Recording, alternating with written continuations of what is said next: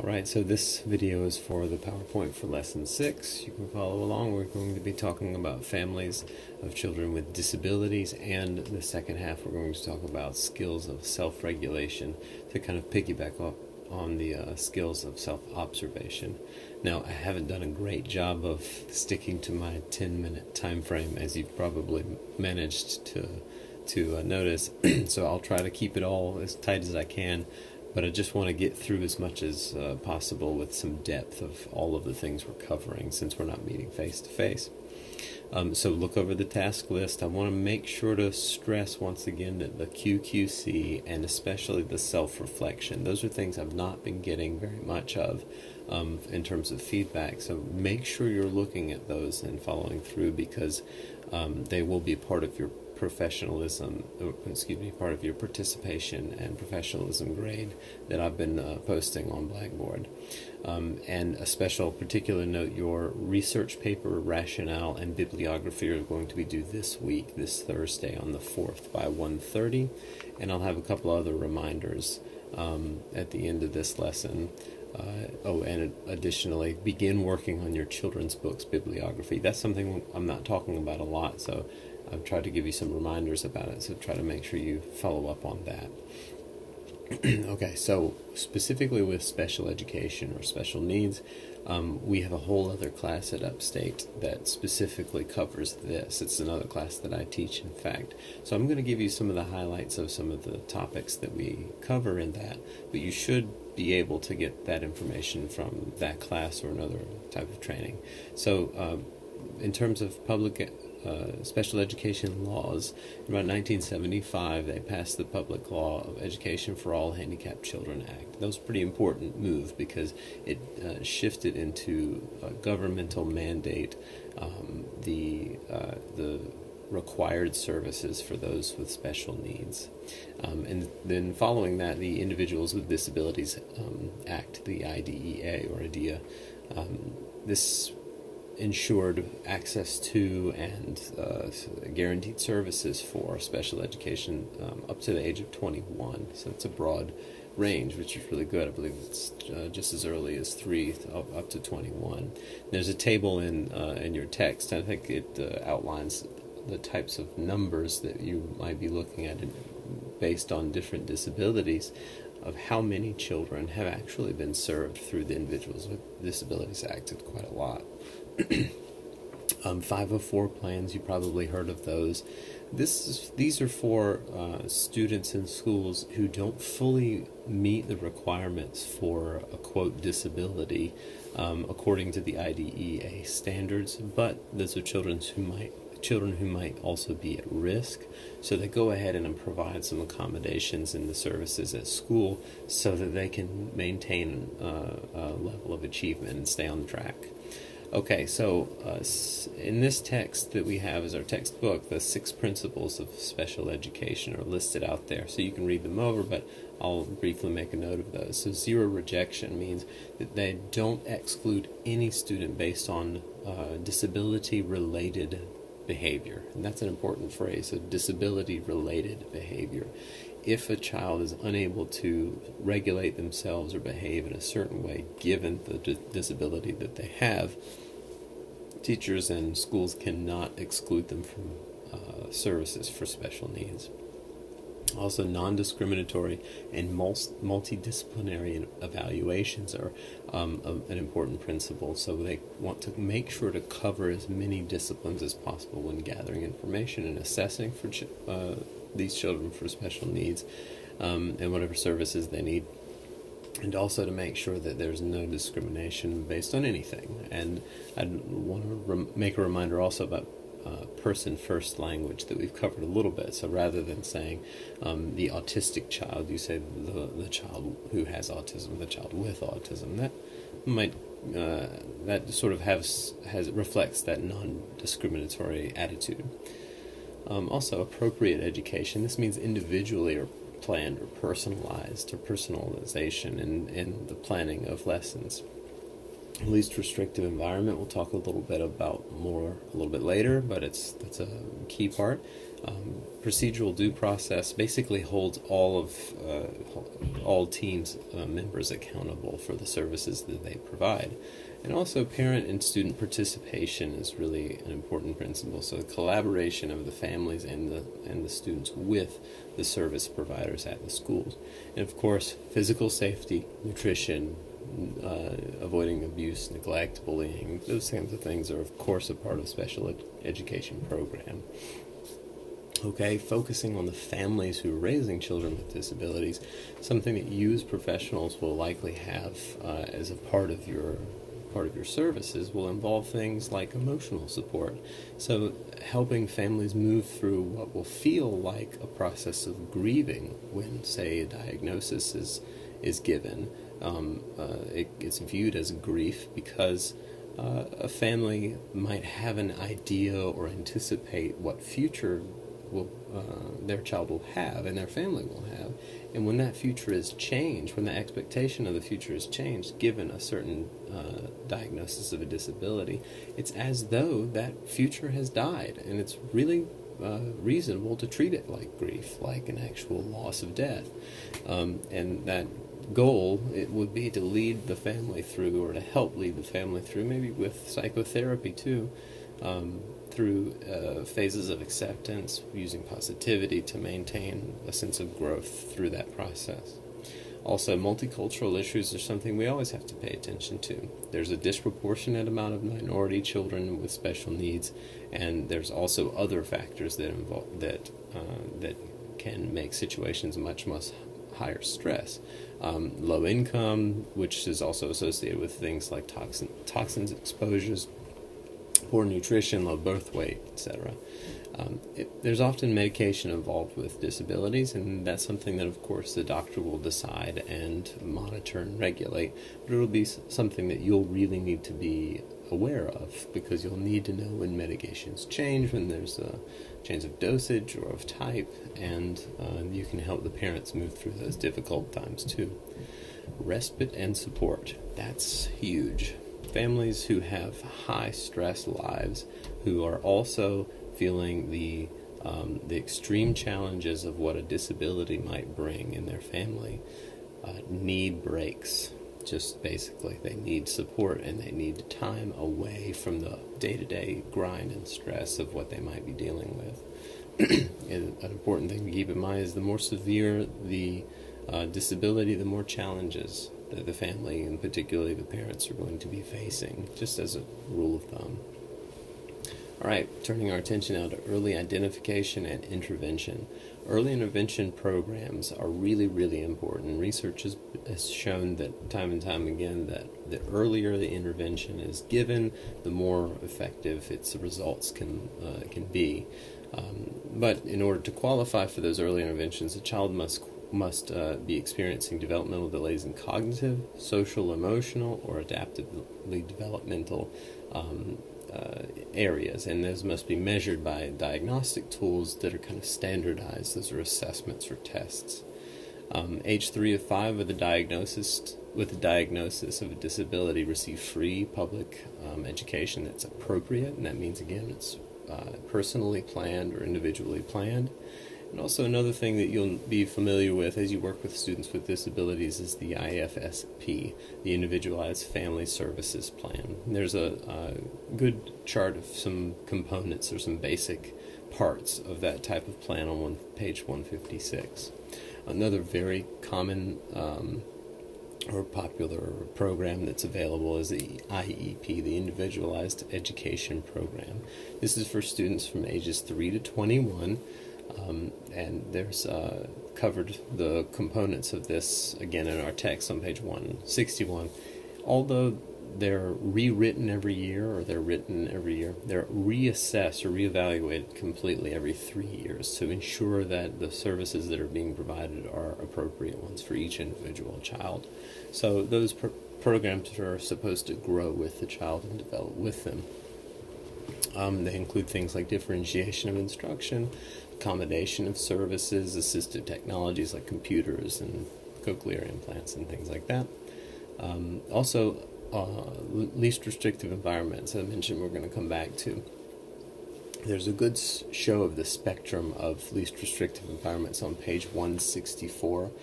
This is a really good way to look at how least restrictive environments might be thought of. So if you take a look at that page, at the very top is home or hospital placement. That's basically as restrictive as it gets. You can't go anywhere. You're stuck where you are. Moving all the way down to the very bottom of this list, a full-day general class placement with consultation services for the teachers. That's basically inclusion in the mainstream classroom with some consultation with the teacher who's teaching it. So there's the kind of broad spectrum.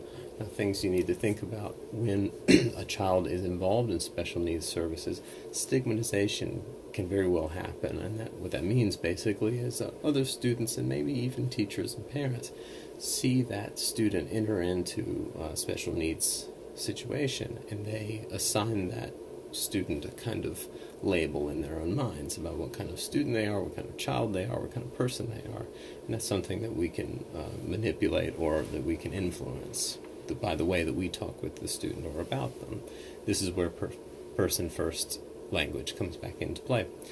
Socialization is also really, really important. So we're aiming away from the most restrictive environment to the least so that the student can have full social access to their peers. Also, the phrase self-fulfilling prophecy can be good to think about. If a student is in a most restrictive environment or in a restrictive environment, then what may happen is that their environment will actually lead them to struggle more, and that the purpose that they're in that restrictive environment, their special needs or their disability, might actually be hindered by their placement there. So it's something we need to be careful about, and that's why we focus on least restrictive environment. The referral and assessment process. There's a really good way that the assessment process is outlined in your text on page 160. In general, I want you to think about the fact that your job will be as a referral source. So you'll be referring students or children out to be assessed for diagnoses.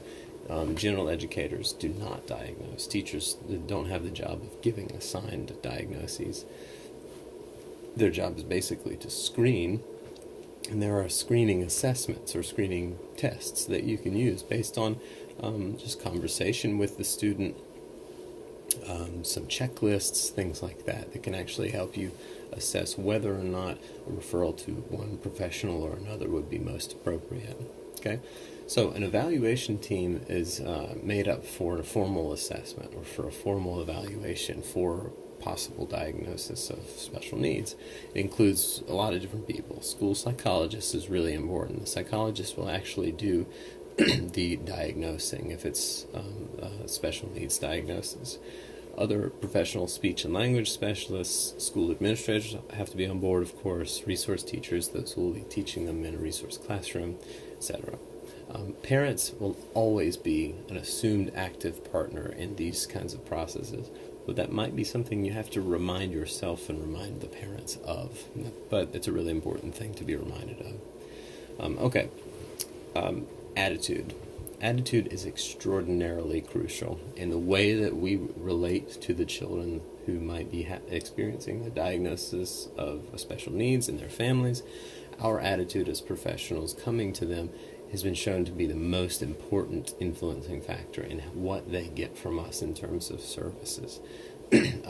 So person-first language is something to go on. Okay, just focus on doing that, and then the interaction can lead to that type of attitude that will allow the child and the family to feel accepted, to feel okay with who they are and where they are, and feel supported by you.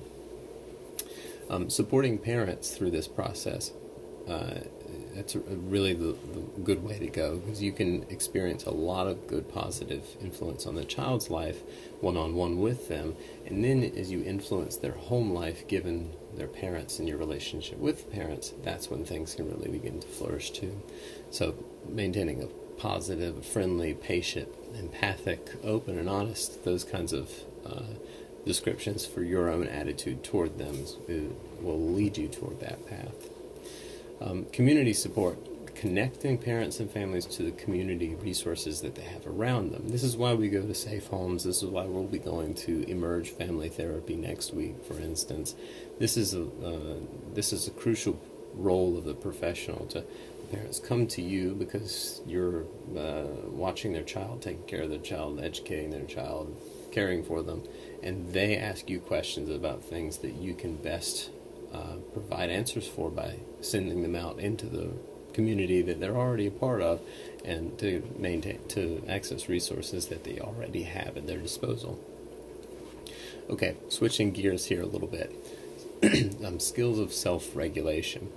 I'm pairing this lesson with last lesson because last time we talked about skills of self-observation, how to pay attention to the mind as it moves and changes and the body as it responds emotionally to experience, and how those things kind of play off of one another. Now, when you start with that, good practice of self-observation, watching those parts of your body, for instance, that relate to touching or feeling the skin, lifting, beating, breathing, and eating. If you refer back to the last PowerPoint, you can kind of review what those parts are. And then watch the mental chatter in the mind, mental talk, or mental pictures, or mental images. Those are basically the three categories that we can experience: feel, image, and talk. And if we pay attention to those by watching them as though from a distance, then we can maintain a good solid base of self-observation and self-awareness. Now, what to do with that, right? So we're talking about self-regulation. Regulation is a way of control, but not such a tight control that everything is known and everything is placed deliberately. Self-regulation is more about maintaining an open awareness and guided direction of what's happening. So, first thing I want to mention is a dual pair of ways that our body can respond to the environment. One is the fight-flight response. I'm sure you've heard that phrase. It refers to the sympathetic nervous system in the body. This charges up our bodily system ready for action. It's a way of preparing ourselves against catastrophe. If you were approached by a bear suddenly and aggressively, your fight-flight response of the sympathetic nervous system would probably aim towards saving your life, and hopefully it would. And that's a really good thing in that situation. It's not such an adaptable thing, however, for that same reactive response to occur, say, in a parent meeting or with a child with whom you're having a difficult time. Right? So the opposite of that, the opposite of the fight, flight, or sympathetic nervous system is the relaxation response, or the parasympathetic nervous system. Whereas the sympathetic is like the gas pedal, gotta go, right? Gotta react, gotta respond. The parasympathetic nervous system is like the brakes. That's slowing the heart, opening the lungs, letting the muscles relax. And this actually also activates areas of the face and facial muscles that allow other people to non-verbally sense that you're available to be warm, to be accepting, to be receiving of them. It's a really important thing to be able to embody in the face of a child, because that's what they see most of all, is how they feel around you and what kind of sense they get of you. Okay, so once you start with skills of self-observation, you're observing what's happening to you in terms of your bodily emotional senses and the way that you feel. You notice the thoughts move and mental image and mental talk. You begin to notice, okay, well, I can begin changing certain things. You might change aspects of the body to change so that the mind kind of follows, or you might change the way that you respond mentally so that the body kind of soothes on its own. So changing the body in order to change the mind is what we'll talk about first.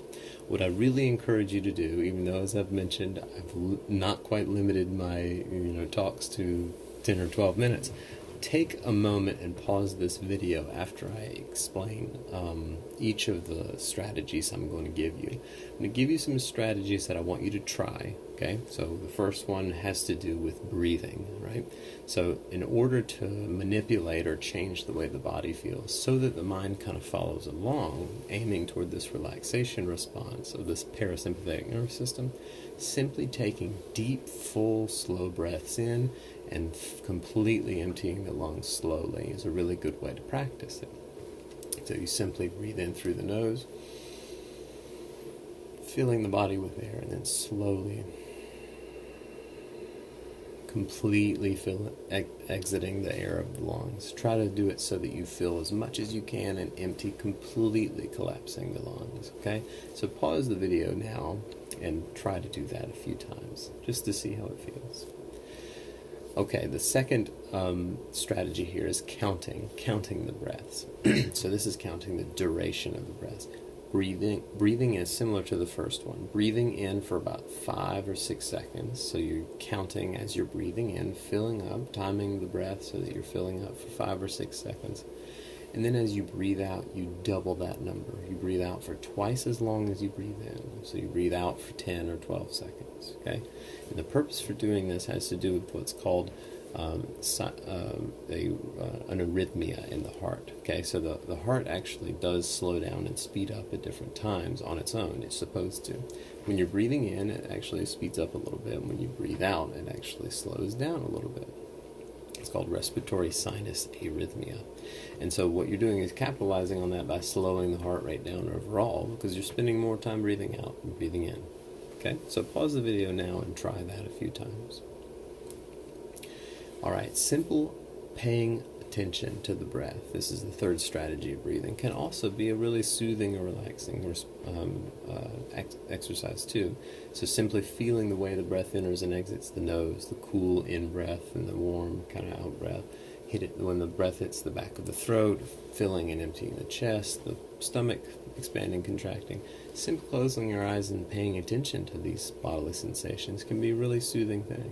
So try that for a few moments too as you pause the video.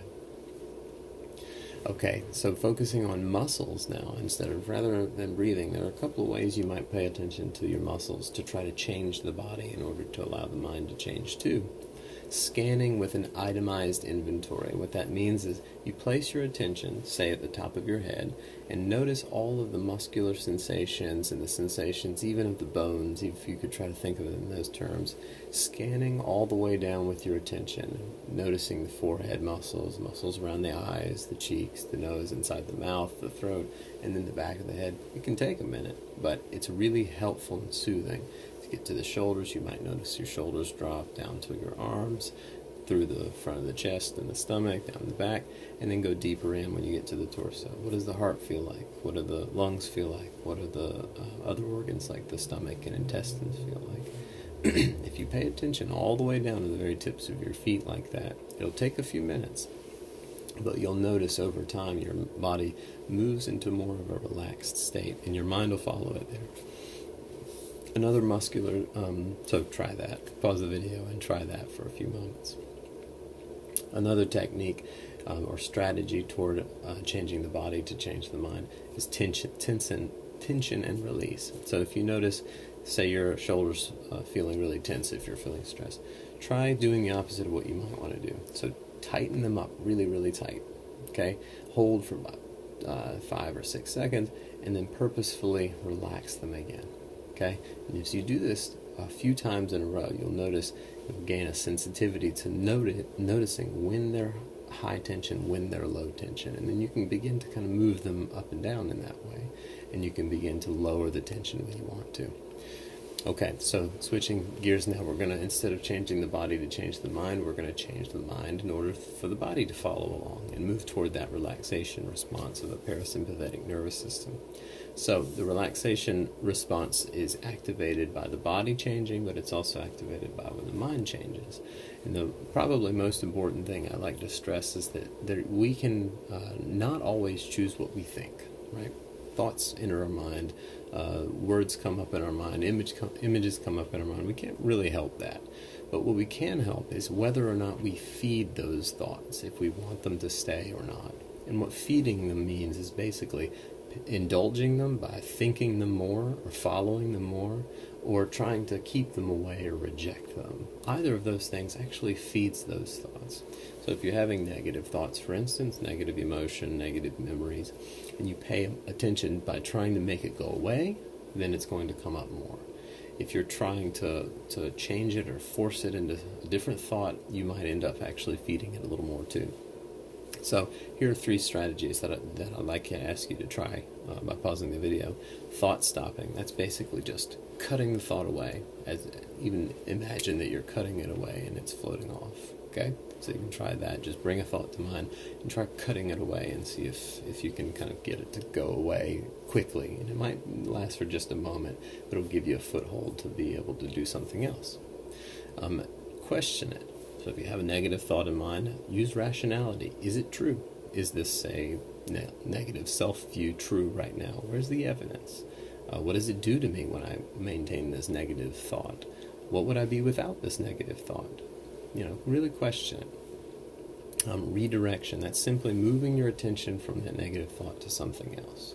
Okay, a really useful trick is counting backwards by 7s or 9s from 100 or a higher number, so that you can actually give your mind something to do. There's no more mental space to pay attention to any of the negative thoughts.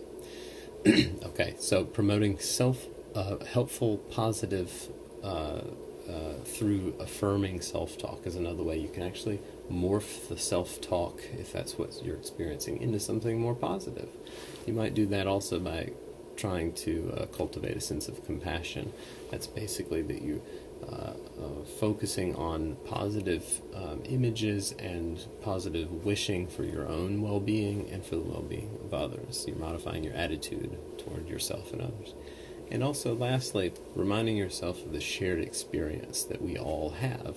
So human beings all experience sadness, anxiety, anger, different negative emotions.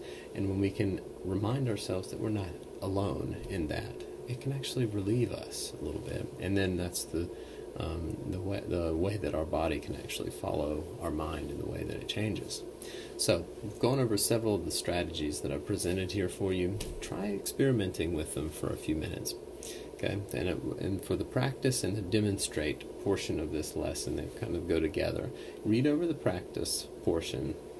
Basically, you choose one strategy from Change Your Body and Change Your Mind slides. Okay, so you'll have 2 strategies total. Find a quiet place where you'll be alone, you won't be bothered, you can stay still for a few moments.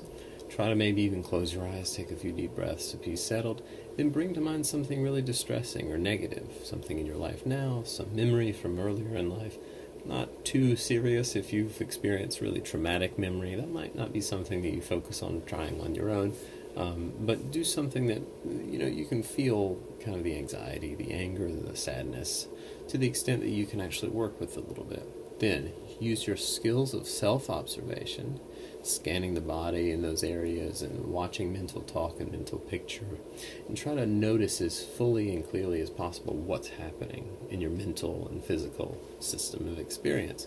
And then use those 2 skills you chose of self-regulation to try to modify what you feel in the body, and let the mind follow it, and then what you're thinking, and let the body follow that. Okay, so for your demonstrate portion of this, I want you to create an experience timeline. You can do this by literally drawing a line, time point 0 where you first began to the whatever minute you were using that, and then put little notches and tell me what happened. Or you can actually write out a kind of written narrative about what happened as though you were telling the story. Okay, but what I'm really interested in, and I've given you some prompts to follow, is not why those things are happening, but simply what they're happening, or that they're happening. Simply focus on that, okay? What's going on rather than why it's going on. Also, notice how the ways that you changed in your feelings and thoughts began to work as you applied the 2 strategies, okay? And then notice what might those negative things that you conjured up to yourself, what might they have been replaced with? Were they replaced with a sense of ease, of slight relief, of a full change in attitude? Explain your experience to me in that way. Okay, I'm reminding you again, your topic, research topic, rationale and bibliography are due this week. That's this Thursday by 1:30. And also, I want you to remember to begin working on your children's book annotated bibliography, because that's going to be due in the next couple of weeks. And then also the Ida Thompson Fall Festival. Make sure you're getting together on that with each other. I've looked up on, I've posted on Blackboard under assignments for the clinical experience folder, look in there, and you'll see that there are some guidelines about the activity that I'm asking you to develop and lead together. So it should be geared toward young children and their parents, but it can be accessible for any child of all ages. It should be fall themed. Use some type of reward or incentive that might help keep the kids entertained a little bit more. I do want you to submit a write-up about what it is, what it's going to be. Try to have that to me by the 17th of October so that I could check with Dr. Sparks, because her students are going too, because I don't want to double up on activities. And try to correspond between one another, because I want you both to be working on this. Both meaning just two of you, because there's two in the class. So I would like for you to try to reach out to one another and work together on this one activity. So try email, phone, whatever. And if you could meet, that'd be great, so that you can actually talk through some of this stuff. And you can always email or call me if you have any questions about it, but be prepared for that, okay? Because I'd like to write up by the 17th, and then the actual fall festival is the 25th, that you'll be asked to attend and lead the activity with the kids together, okay? And as I've mentioned, I believe the QQC and the self-reflection, please make sure that you're submitting those on Blackboard so that I can give you grades for them, because otherwise they're just going to be zeros, and that'll begin to drag your grade down quite a lot. Okay? All right, well, I've successfully hit the 30-minute mark now. I'm going to try to taper these videos down. These two, the self-observation, self-regulation, these are kind of the crux of our whole course in my mind. These are ways we understand ourselves as we're trying to understand other people. So that's why I'm spending a little more time with them. And we'll also be, toward the end of the term, using some of these skills in addition to active listening to actually do a role play and some other communication experiments. So I want you to practice these self-observation and self-regulation skills so that you can really feel them out and that you can flow through communication in a kind of easeful way, all right? Okay, so reach out to me if you have any questions, of course. Please make sure you're watching the due dates on the syllabus and that you're submitting everything every week as it comes, okay?